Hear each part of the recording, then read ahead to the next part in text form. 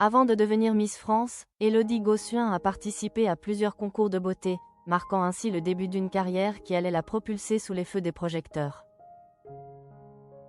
En 2001, elle est couronnée Miss France à Monaco, un moment qui a marqué non seulement sa vie, mais aussi l'univers des concours de beauté en France. Dès ses débuts, Élodie Gossuin a été perçue comme la fille simple de Picardie. Ce titre, bien que modeste, a contribué à forger son image et à la rendre accessible au public.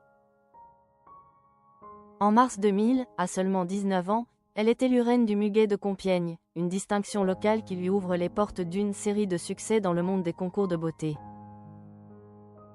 C'est une amie qui l'a encouragée à s'inscrire à ce premier concours.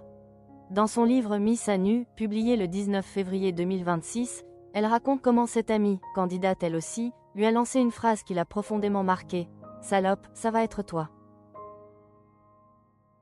Cette déclaration, à la fois une prédiction et une forme de moquerie, a laissé une empreinte indélébile dans son esprit, illustrant les défis et les réalités du monde des concours de beauté.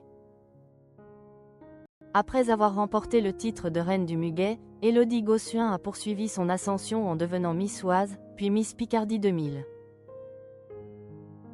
Ces victoires lui ont permis de se qualifier pour les finales nationales. Le 9 décembre 2000, elle est élue Miss France 2001 au Grimaldi Forum de Monaco, devant une audience télévisée de plusieurs millions de téléspectateurs. Elle succède alors à Sonia Rolland, une autre figure emblématique du concours. Son règne en tant que Miss France ne s'est pas limité à la France. Élodie Gossuin a représenté le pays lors de l'élection de Miss Univers, où elle a réussi à se classer parmi les 10 premières, malgré une polémique qui a entouré sa participation. Par la suite, elle a également remporté le titre de Miss Europe 2001 à Beyrouth, consolidant ainsi sa position sur la scène internationale.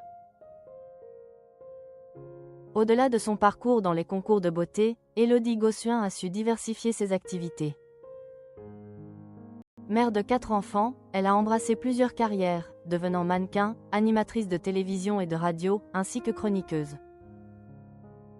Elle a également exercé des fonctions politiques en tant que conseillère régionale en Picardie.